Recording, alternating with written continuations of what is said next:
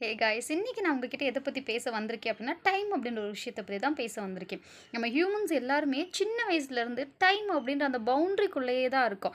Time டைரனிக்குள்ளேயே தான் இருக்கும் அப்படின்னு சொல்லிட்டு நம்ம போயட் சொல்றாரு. எந்த போயம்லன்னு பார்த்தீங்க அப்படின்னா, ஹார்ட் அண்ட் கிளாக்ல.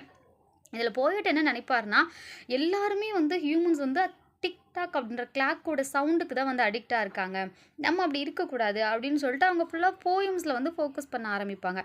ஆனா கொஞ்ச நாள் கழிச்சு தான் போயட்டுக்கு ஃபீல் ஆகும். நம்ம கிளாக்குக்கு அடிக்ட் ஆகக்கூடாது அப்படின்னு நினைச்சுட்டு, இப்போ போயம்க்கு அடிக்ட் ஆயிட்டோம் அப்படின்னு சொல்லிட்டு அவங்க ஃபீல் பண்ணுவாங்க. அதனால அவங்க என்ன பண்ணுவாங்கன்னா, அப்ப நம்ம வேற எதுக்கு அடிக்ட்டா இருந்தா பெட்டரா இருக்கும் அப்படின்னு சொல்லிட்டு யோசிக்கும்போது, அவங்களுக்கு ஃபர்ஸ்ட்டு விஷயம் மைண்ட்ல வரதே நம்ம லவ்க்கு அடிக்ட்டா இருக்கலாம் அப்படின்றது தான். ஸோ 10 இயர்ஸ் கழிச்சோ, 5 இயர்ஸ் கழிச்சோ ஒரு பெரிய கோல் வச்சுட்டு இருக்க நம்ம யாருமே, இன்னைக்கான சிச்சுவேஷன்ல குடுக்க வேண்டிய அந்த சந்தோஷத்தையோ, இல்ல நமக்கு கிடைக்க வேண்டிய எந்த சந்தோஷத்தையும் இழந்துராம இருக்கணும். Bye bye guys.